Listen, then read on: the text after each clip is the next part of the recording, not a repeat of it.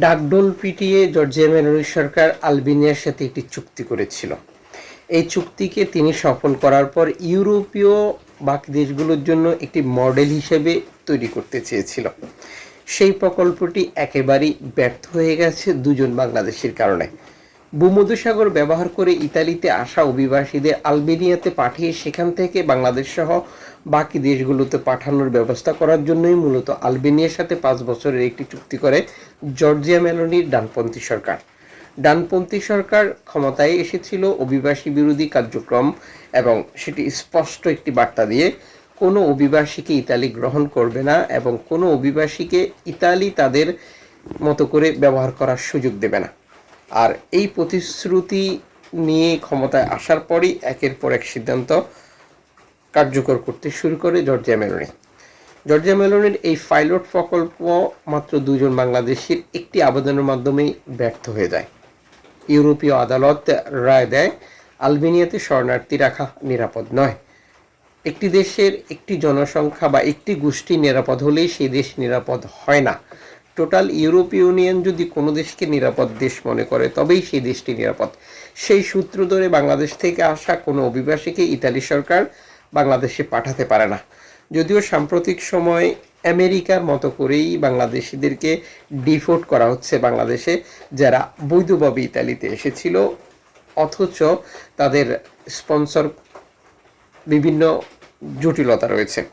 ঠিক যেমনটি গত 2 দিন আগেও 4 জন বাংলাদেশিকে যাদের বৈধতার কার্যক্রম সম্পূর্ণ করার জন্য গিয়েছিল পুলিশ স্টেশনে, সেখান থেকে তাদেরকে ধরে বাংলাদেশে পাঠিয়ে দেয়।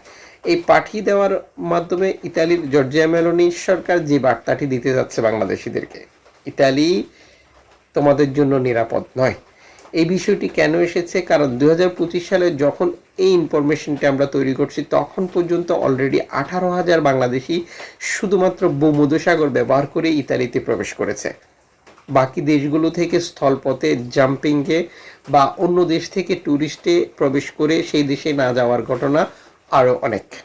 বর্তমান সময় অবৈধভাবে ইতালিতে এসে আশ্রয় আবেদন করার মধ্যেও বাংলাদেশ রয়েছে প্রথম স্থানে, যেটি ইউরোপের বাকি দেশগুলোকে পেছনে ফেলে।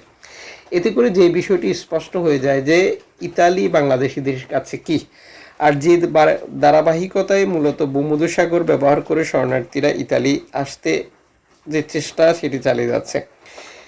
গত 24 ঘন্টায় রেকর্ড সংখ্যক শরণার্থীকে উদ্ধার করার তথ্য যে সংস্থাগুলো প্রকাশ করেছে তাদের ভেরিফাইড চ্যানেলগুলোর মাধ্যমে, যেখানে রয়েছে বহু বাংলাদেশি যারা প্রবেশ করেছে হটস্পট থেকে তাদেরকে উদ্ধার করে নিরাপদ স্থানে হস্তান্তর করা হয়েছে।